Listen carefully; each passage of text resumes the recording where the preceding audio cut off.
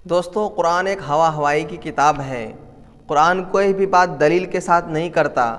कुरान की खुद की आयतें खुद को झुठलाती हैं और मुसलमान लोग ये दावा करते हैं कि साइंस तो इस ज़माने में आया है, लेकिन जो चीज़ें साइंस आज बता रही हैं वो कुरान बहुत पहले ही बता चुका है और साइंस के ऊपर पूरी जानकारी कुरान ने ही फराहम की है। ये सब दावे मुसलमान करते हैं, लेकिन हालांकि मुसलमान अपने आप में बिल्कुल झूठे हैं, मुसलमान अपने दावे में बिल्कुल बेबुनियाद हैं। दोस्तों, ये इल्ज़ाम मैं नहीं लगा रहा हूँ, बल्कि ये इल्ज़ाम गैर मुस्लिमीन की तरफ से लगाया जाता है और गैर मुस्लिम जो मुसलमान नहीं हैं, दूसरे धर्म के हैं, दूसरे रिलीजन के हैं, वो आज इस्लाम के ऊपर सवाल उठाते हैं, गैर और कुरान के ऊपर सवाल उठाते हैं और हदीसों के ऊपर सवाल उठाते हैं और मुख्तलिफ़ किस्म के सवाल उठाकर सीधे साधे मुसलमानों को गुमराह करने की कोशिश करते हैं, बहकाने की कोशिश करते हैं। तो उन्हीं सवालों में से एक सवाल ये है कि कुरान ने कहा है कि ज़मीन के मुतालिक कि ज़मीन की साख्त कैसी है, ज़मीन की बनावट कैसी है, ज़मीन की शक्ल सूरत कैसी है। इस सिलसिले में साइंस ने कुछ और कहा है,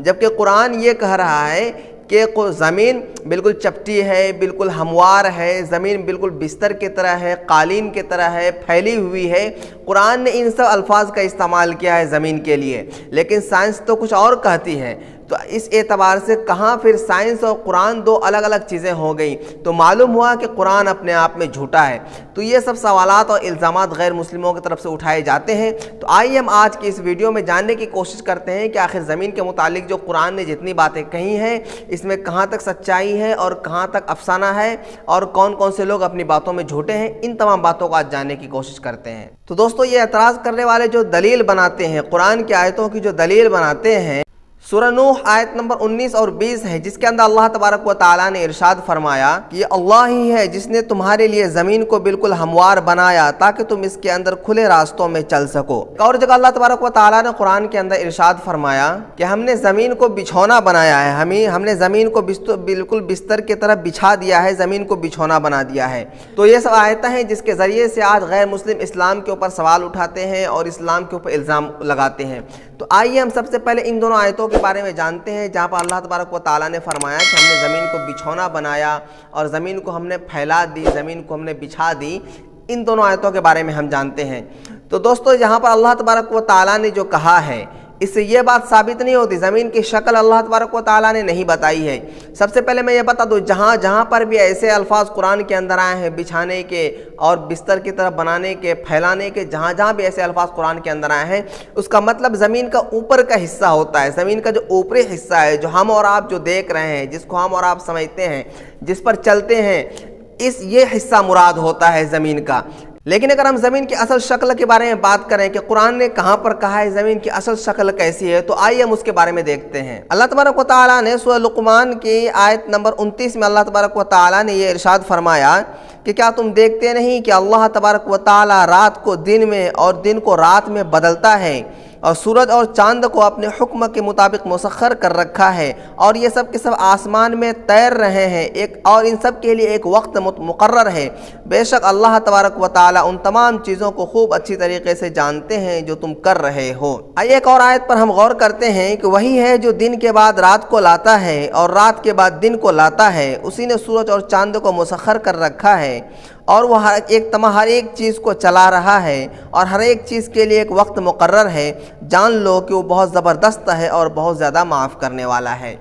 अब हम इन दोनों आयतों के अंदर हम अगर गौर करें कि अल्लाह तबारक व तआला रात के बाद दिन को लाता है, दिन के बाद रात को लाता है, चांद सूरज ये सब चीज़ें आसमान पर तैर रही हैं, ये सब चीज़ें आसमान पर गर्दिश कर रही हैं और दौड़ रही हैं। इन सब के लिए एक रास्ते मुकर्रर हैं, रास्ते मुतय्यन हैं और वक्त मुकर्रर है सबके लिए। इन सब बातों में अगर हम गौर करेंगे तो हमें खुद ब खुद ये बात मालूम हो जाएगी कि अगर ज़मीन चपटी हो, ज़मीन बिल्कुल कालीन की तरह हो, तो ये कैसे मुमकिन हो सकता है कि रात के बाद दिन आए, दिन के बाद रात आए और सूरज और चांद ये सब सितारे सब आसमान में तैर रहे हों और सबके लिए एक वक्त मुकर्रर हो। ये सब बातें कैसे मुमकिन हो सकती हैं? ये सब बातें उसी वक्त मुमकिन हो सकती हैं कि हम ज़मीन को जब उस तरीक़े का माने जिस तरीक़े का क्या साइंस बता रही है। आइए इस टॉपिक पर जो सबसे अहम आयत है, सबसे अहम बात जो कुरान के अंदर फरमाया, जिसके अंदर हमें ہمیں صاف طور پر زمین کی وہی شکل معلوم ہو رہی ہے جو شکل کیا سائنس بتا رہی ہے۔ وہ کون سی آیت ہے ہم اس کے اوپر دیکھتے ہیں۔ اللہ تبارک و تعالیٰ نے سورہ نازعات کے اندر آیت نمبر 30 میں فرمایا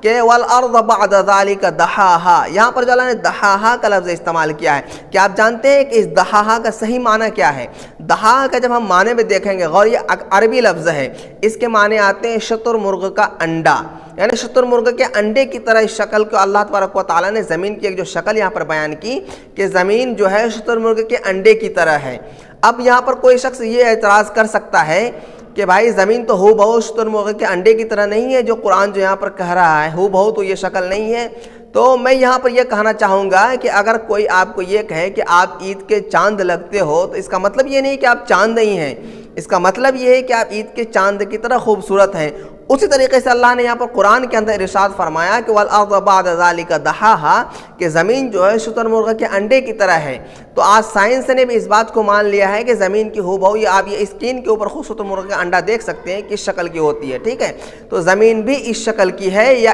اس انداز کی ہے، یعنی زمین کی طرف جو قرآن نے اشارہ کیا ہے کہ زمین بالکل چپٹی نہیں ہے، بالکل قالین کی طرح نہیں ہے، بلکہ زمین کی شکل اس طریقے کی ہے۔ یہ اللہ تبارک و تعالیٰ نے یہاں قرآن کے اندر ارشاد فرمایا۔ تو اب آپ مجھے بتائیے کہ یہ سب آیتیں آپ کو نظر نہیں آ رہی ہیں جہاں پر اللہ تبارک و تعالیٰ نے، جس سے یہ بات ثابت ہوتی ہے کہ زمین کی اصل شکل کون سی ہے، بلکہ وہ سب آیتیں آپ کو سامنے آ رہی ہیں اور وہ سب آیتیں آپ کو نظر آتی ہیں جس کے ذریعے سے اسلام کے اوپر اعتراض کیا جا سکے اور اسلام کے اوپر سوال اٹھایا جا سکے۔ تو یہ کھلے عام آپ کے دوغلاپن آپ کے بات سمجھ میں آ رہی ہے، اور معلوم نہیں دوسرے دھرم کے اوپر لوگوں کو انگلی اٹھانے میں، قرآن کے اوپر لوگ انگلی اٹھانے میں پتہ نہیں کیوں مزہ آتا ہے لوگوں کو۔ حالانکہ ہمارے دھرم کے اندر یہ ہے کہ آپ کسی دھرم کے اوپر بھی انگلی نہیں اٹھا سکتے ہیں، کسی دھرم کے آپ کے متعلق برا بھلا نہیں کر سکتے۔ ہمارے دھرم تو ہمیں یہ سکھاتا ہے، لیکن پتہ نہیں کیسے کیسے دوسرے دھرم والے ہوتے ہیں جو اسلام کے اوپر الزام لگاتے ہیں صرف اس ڈر سے اور خوف سے